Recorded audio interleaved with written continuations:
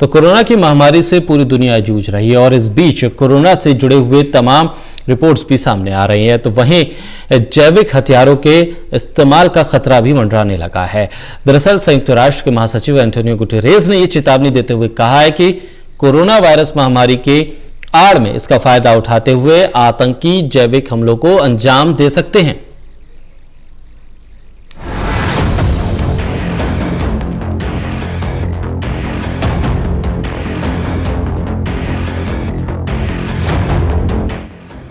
इस समय पूरा विश्व कोरोना संकट से जूझ रहा है।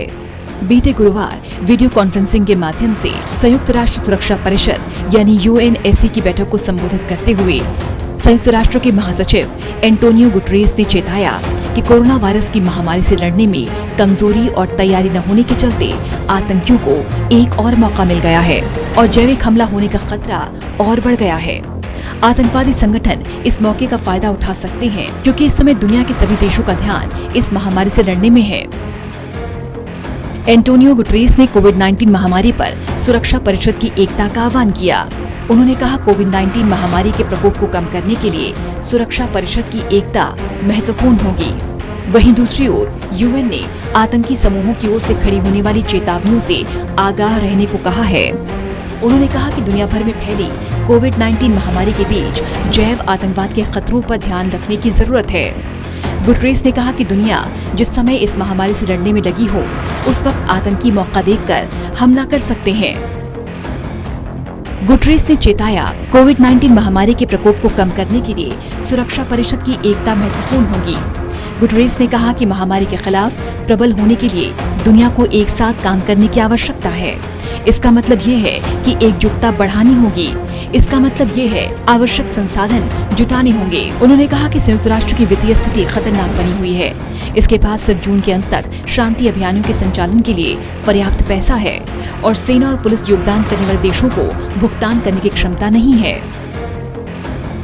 ये तय है कि इस बीमारी का दुष्प्रभाव कहीं अधिक दूरगामी है। ये महामारी आर्थिक संकट पैदा कर सकती है। आर्थिक अस्थिरता का महिलाओं के लिए विशेष रूप से विनाशकारी प्रभाव पड़ेगा। संघर्ष सेटिंग में महिला प्रधान परिवारों की बड़ी संख्या विशेष रूप से आर्थिक झटके के लिए कमजोर होती है। गुटेरेस ने कहा कि जैविक हमलों की वजह से हिंसा बढ़ सकती है। इस महामारी के खिलाफ जारी लड़ाई में हमारे प्रयासों के लिए मुश्किल पैदा हो सकती है। उन्होंने कहा इस महामारी से जंग के दौरान ये हम सभी देख रहे हैं कि स्वास्थ्य सुविधाओं की पहुंच को लेकर भेदभाव, मीडिया पर बैन लगाए जाने और अभिव्यक्ति की आजादी को लेकर अधिनायकवाद को हावी होते हुए देख रही हैं। कोरोना महामारी की वजह से शरणार्थियों और वंचितों के सामने मानव अधिकारों का संकट भी खड़ा हो सकता है। गुटेरेस ने कहा कि कोरोना एक स्वास्थ्य संकट है। इस महामारी का दुष्परिणाम दूरगामी होगा। ऐसे में जबकि तमाम देशों की सरकारें इस आपदा से निपटने में जुटी हैं, आतंकी संगठन इसका फायदा उठा सकते हैं।